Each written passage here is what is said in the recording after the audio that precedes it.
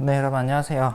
이번 시간에는 이제 DNA 유전 정보 생명활동 이라는 단어로 왔는데 새로운 단어로 넘어왔죠. 이제 기존에 했던 지금까지 했던 내용이랑은 좀 성격이 많이 달라진다라고 해야 되나? 어쨌든 내용이 생소한 내용들이 좀 많이 나올 겁니다. 그리고 이 파트가 이제 생소하다 보니 좀 어렵게 느껴지는 분들도 많을 거예요.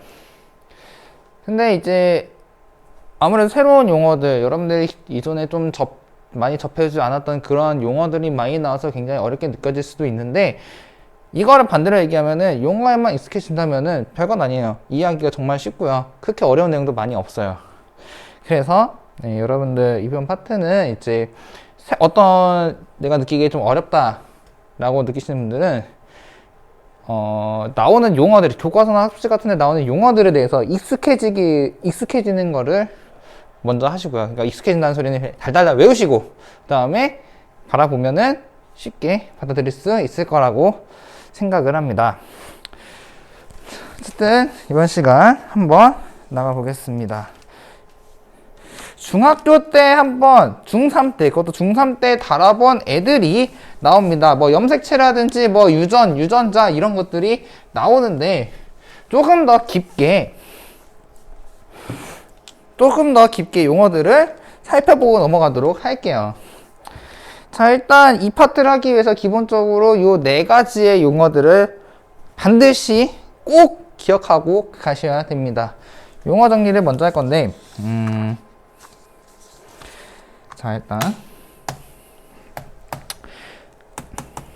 일단 유전이라는 것부터. 자, 이번 파트는 이제 유전자를 다루는 단원이에요. 그럼 유전이 뭔지 먼저 알고 가셔야겠죠. 유전은 이렇게 부모가 가지고 있는 특성이 자식에게 전해진다. 부모랑 자식은 닮잖아요. 왜 닮냐? 부모가 갖고 있는 특징, 외형적인 특징, 뭐 이런 특징들이 가니까 전달이 되니까 부모가 가진 특질이 자손으로 전달되니까 부모랑 자식은 닮는다, 이런 얘기가 나오는 거잖아요. 즉 유전이라고 하는 거는 부모가 갖고 있는 그 고유의 특성들이 자손에게 전달되는 거, 이 현상을 유전이라고 하자. 일단 알고 가시고, 그 다음에 이제 형질과 유전자, 요거는 이제 중3 때도 많이 본 단어였을 거예요. 근데 이제 정확하게 뜻을 모르셨던 분들도 아마 많을 거라고 생각을 하시는데, 일단은 두 가지 용어의 뜻은 이렇다. 형질, 어렵게 생각하고 있어요. 특징이에요, 특징. 좀 더 쉽게 얘기해볼까요? 눈 모양, 코 모양, 입 모양, 이거 귀구나. 귀 모양, 눈, 코, 귀, 입 모양, 이게 다 형질이야. 겉으로 보이는 형질, 내 머리카락의 색깔, 눈동자 색깔, 손가락 길이, 크기, 이런 거 다 형질이에요, 형질. 겉으로 표현되는 특징, 이게 바로 뭐라고? 형질이라고. 캐릭터. 그 다음에 유전자는 뭐냐? 유전자는 정보다. 근데 정보는 정보인데 무슨 정보냐? 이 정보야.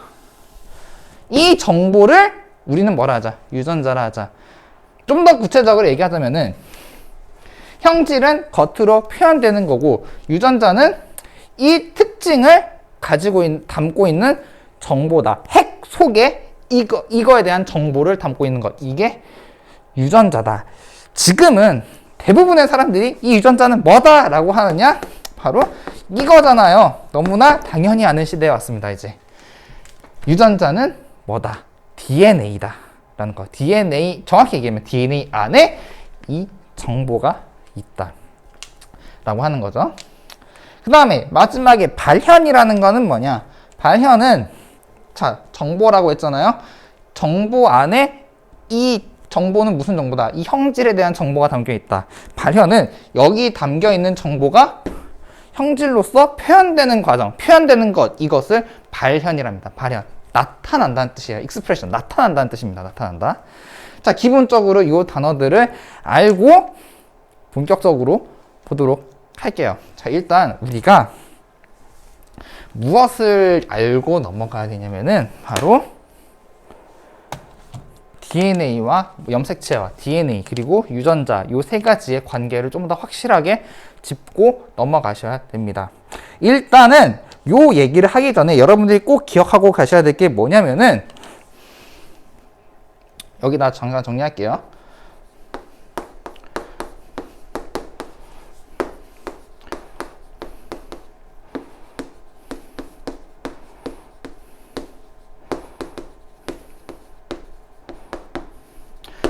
요겁니다. 통합과학 B에서 좀 다루고 넘어왔어야 되는 거예요. 원래 이 얘기는.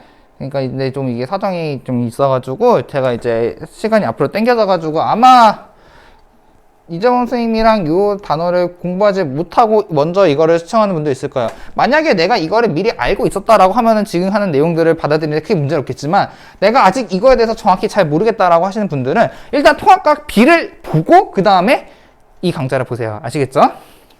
일단 이 얘기를 하기 전에 DNA는 이제 뉴클레오타이드에 존재하는 그 염기들의 서열로 서열 배치가 이루어져 있다. 그리고 그 서열 배치가 바로 정보다. 라는 거를 인식을 하고 넘어오셔야 됩니다. 자, 이거를 머릿속에 있는 상태에서 볼게요. 자, 프린트를 따라가도록 할게요. 유전자란 무엇이냐? 아까 얘기했죠. 유전자는 뭐야? 정보라고. 형질은 뭐다? 특징이라고. 자, 그럼 여기서 이제 생각을 해보는 거야. 표현되는 특징인데 누가 표현해주는데 이걸? 누가 표현해주는데? 우리 몸에 있는 어떤 분자가 표현을 해주는데? 잘 생각해보시면 답이 금방 나와요. 코 뭘로 되어 있어? 이거 뭘로 되어 있어? 얘 뭘로 되어 있어? 주성분이 뭐야? 우리 몸에 구성하는 대부분의 이런 구성 성분이 뭐야? 물 빼고 단백질이죠? 단백질. 뭐야? 이거 단백질이잖아. 단백질. 이거 뭐야? 단백질이잖아요. 이거 뭐야? 단백질이잖아. 그리고 이것뿐만이 아니라 내가 뭐 우유를 마시는데 나 우유를 못 마셔. 왜? 우유를 분해하는 효소가 없어서 우유 그 유당불내증이라 하잖아요. 저당불내증. 이런 것들이 있어. 왜? 효소가 없어. 효소의 주성분은 뭐라고? 단백질이라고. 누가 결정해주다? 유당불내증이라는 그 형질을 누가 결정해줬어? 단백질이 결정해줬어. 즉 생명체 외부로 표현된 이 특징은 누가 결정해준다? 얘가 결정해준다. 단백질, 물론 몽땅 단백질이 결정한다는 건 아닙니다. 근데 거의 대부분은 이거는 누가 결정해준다? 단백질이 결정을 해준다. 아셨죠? 그 다음에 이 단백질은 누가 만들어? 세포 내에 세포 소기관 중에 누가 만들었어? 이거 같이 했었지. 누가 만들었어? 단백질.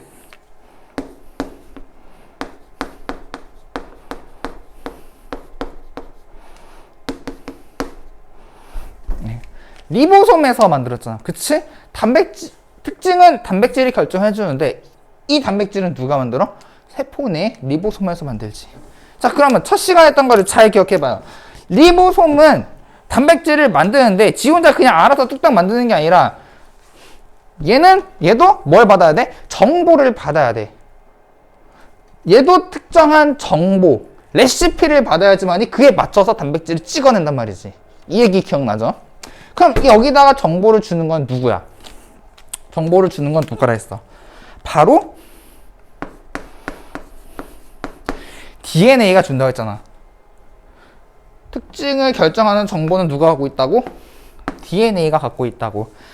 리보솜은 DNA의 정보를 받아서, 물론 이제 첫 시간에 주의 깊게 들은 사람들은 아시겠지만 DNA가 다이렉트로 일로 가는 게 아니라 중간에 RNA라는 녀석을 거쳐서 리보솜에게 정보를 전달해준다. 그럼 리보솜은 이 정보를 받아서 단백질을 만든다. 이 레시피를 가지고 단백질을 만든다.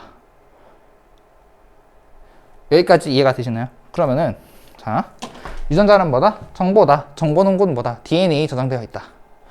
형질은 뭐다? 단백질이다. 형질은 특징이다. 특징은 누가 결정해준다? 단백질이 결정해준다. 자, 그러면은 특징을 나타낼 수 있는 세포 내 물질은 무엇이다? 바로 단백질이다.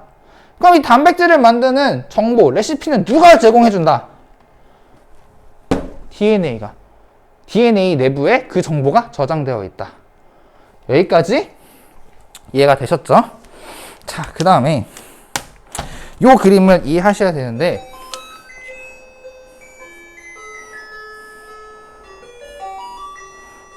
종이치네요. 고3들이 와서 그래요.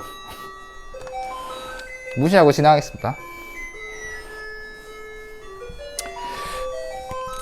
이 얘기를 하기 전에 이거를 잠깐 인식을 하고 가겠습니다.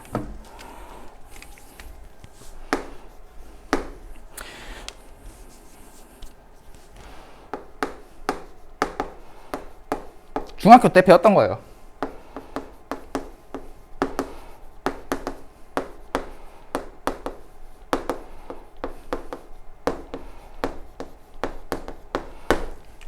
우리 몸에 존재하는 염색체의 개수는 몇 개냐? 중3 때 공부를 그래도 좀 하신 여러분들이라면은 다이렉트로 튀어나와야겠죠? 몇 개야? 46개다. 우리 몸에 존재하는 염색체의 개수. 여기도 좀 더 구체적이야. 우리 몸에 존재하는 세포 한 개당이라고 해야겠지. 세포 한 개당 존재하는 염색체의 개수는 몇 개다? 46개입니다. 46개. 자, 그러면 여기서 이런 얘기를, 자, 그 다음에 염색체는 어떻게, 이거 중학교 때 살짝 했던 거예요. 염색체는 어떻게 만들어지냐? 염색체는 하나의 길다란 염색사가 뭉치고 꼬여서, 세포 분열 시에 뭉치고 꼬여서 만들어진 게 바로 뭐다? 염색체다. 염색사 하나당 DNA 한 분자가 들어있어요. 길다란 DNA 한 분자가 염색사를, 길다란 거 하나를 이루고 세포 분열할 때 걔가 꼬여서 하나의 염색체를 만든다고. 요거는 상황 봐서 다음 시간에 할 수도 있고 조금 이따 할 수도 있고, 어쨌든 그런데 그렇게 따졌을 때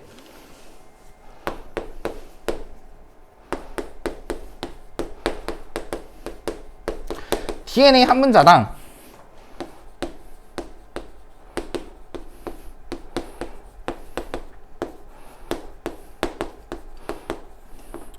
요렇게 표현을 할 수가 있습니다. 물론 이거는 정확하게 따지고 들어가면은 이 말은 뭐 100% 맞는 말은 아니지만 일단 인식 자체를 이렇게 할 수가 있다고요.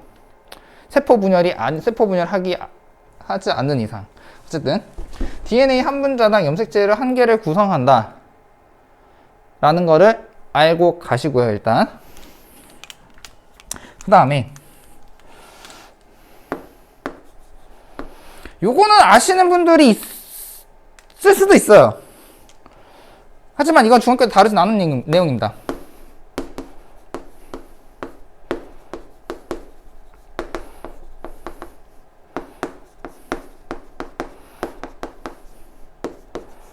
이것도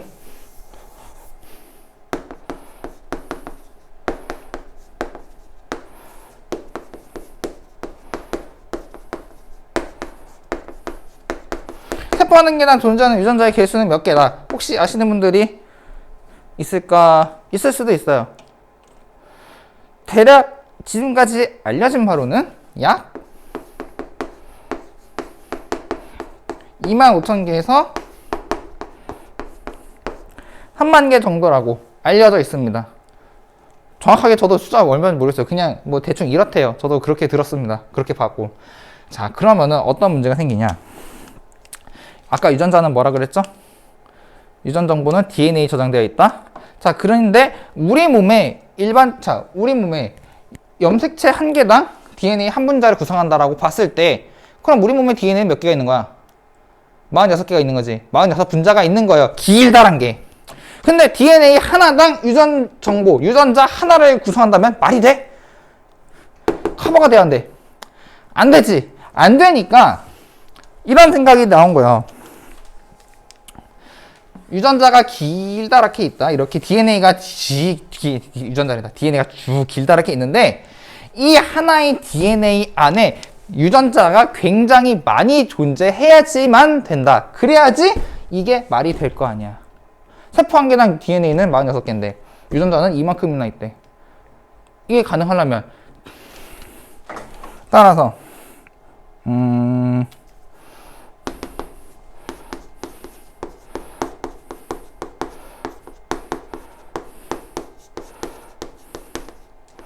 나중에 이거에 대해서 생명과학 1, 2에 가서서 좀 더 깊게 다루긴 합니다. DNA 한 분자 유전자의 수는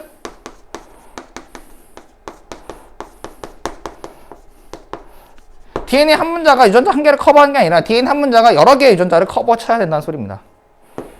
이런 그림처럼요. 이렇게 DNA 길게 있으면은 여기서 유전자라고 할 수 있는 부분이 요렇게 존재한다는 거지. 이렇게 존재한다는 거지. 물론 여기서도 여기 다 이제 특정 염기 서열이 쫙 존재하지만 의미 있는 유의미한 정보를 담고 있는 부분만을 우리는 뭐라고 부를 수 있다? 유전자라고 부를 수 있다. 그리고 한 분자의 DNA 안에는 이러한 유전자 부위가 굉장히 많다. 그래야지 이 얘기가 말이 된다. 기억하셨으면 좋겠습니다. 결론은 한 분자의 DNA가 있으면은 이 DNA 안에는 유전자라고 불릴 수 있는 부분이 여러 군데가 존재한다. 그리고 여기 있는 이 유전자라고 불릴 수 있는 부분만이 유의미한 정보, 즉 형질을 나타낼 수 있는 정보가 담겨져 있다. 요거를 꼭 기억하고 가시면 됩니다. 그럼 나머지 부분에는 뭐가 있어요? 그냥 의미 없는 서열이에요. 의미 없는 서열. 유전자도 뭣도 아니고 그냥 의미 없는 서열이에요. 얘가 나중에 세포 분열을 할 때 염색체로 꼬이게 되면은 이 유전자가 염색체 내부의 특정 요런 자리들로 이동하게 됩니다. 그래서 요거를 모식도로 그리면 이렇게 되는데 요 하나하나를 이제 유전자 자리라고 부르고요. 염색체 내부에 유전자가 여러 가지가 들어가게끔 돼 있다 라는 얘기가 됩니다. 자, 그러면은 세포 내 유전자의 실체는 무엇이냐? DNA 그 자체, DNA 염기 서열 그 자체라기보다는 조금 더 구체적으로 얘기하면 유전자란 무엇이냐? DNA는 DNA인데 DNA도 DNA고 염기 서열도 염기 서열이지만 DNA 내부에 특정한 염기 서열만이 우리는 유전자라고 부를 수 있다. DNA 전체 염기 서열을 유전자로 부를 수는 없다. DNA 내부에 특정한 염기 서열만이 우리는 유전자라고 부를 수 있다. 요 얘기를 꼭 기억하고 넘어갔으면 좋겠습니다. 네, 여기까지 설명이 굉장히 길었네요. 여기서 잠깐만 한 박자 끊고 갑시다. 잠깐 끊고 이제 하려고 보니까 시간이 너무 오래 지나서 스프린트의 뒷얘기는 다음 시간에 하겠습니다. 다만 이번 시간에는 너무 어려운 내용 제가 좀 횡설수설한 게 좀 많은 것 같아서 깔끔하게 정리하고 마지막으로 깔끔하게 딱 정리하고 끝낼게요. 자, 일단은 용어 4가지 기억하시고요. 유전자라고 하는 거는 생명체의 특징을 결정하는 정보인데 얘는 누가 갖고 있다? DNA 내부에 염기 서열이다. 형질은 뭐다? 외부로 표현되는 특징이고 이 외부로 표현되는 특징은 누가 결정한다? 단백질이 표현해준다. 그리고 여기서 얘가 나타나도록 해주는 게 바로 뭐다? 발현이다. 요거를 일단 기억하시면 되고요. 자, 그러면서 도대체 유전자의 실체는 무엇이냐? 자, 일단은 하나의 DNA가 세포 분열할 때 꼬여서 하나의 염색체를 만든다.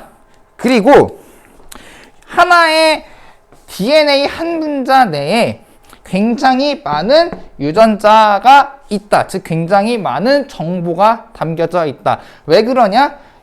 사람의 DNA 염색체의 개수는 46개인데 그에 반해 유전자의 개수는 25,000개, 30,000개로 무지하게 많다. 이거를 커버치려면은 DNA 한 분자당 굉장히 많은 유전 정보를 담고 있어야 된다. 자, 이때 DNA 한 분자 내부에 유전자라고 불릴 수 있는, 즉 특별한 정보를 담을 수 있는 염기 서열들이 이렇게 특정 자리를 잡고 존재를 하고, 나머지 부분은 물론 염기 서열로 되어 있지만 나머지 부분에 대한 염기 서열은 정보가 없다. 의미 있는 정보가 없다. 단지 우리가 유전자라고 불릴 수 있는 이 부분만이 의미 있는 염기 서열 정보로 되어 있다. 그렇다면 우리는 뭐 알아볼 수 있다? 유전자의 실체는 DNA 내부에 존재하는 특정한 염기 서열만이 우리는 유전자라고 부를 수가 있다. 그리고 얘네들은 나중에 염색체로 꼬였을 때 이렇게 특정한 자리를 잡고 들어가게 되더라. 까지. 야, 요약해서 보니까 이거 진짜 얼마 안 되네. 아유, 씨. 요약하면은 굉장히 짧게 끝나네. 5분도 안 돼서 끝나는데 그 얘기를 왜 이렇게 길게 했는지 모르겠습니다. 네, 어쨌든 오늘은 여기까지 하겠습니다. 별 내용 안 했는데 네, 여기서 끊어야 될 것 같아요. 나머지 얘기는 다음 시간에 보도록 할게요. 여러분 모두 수고하셨습니다.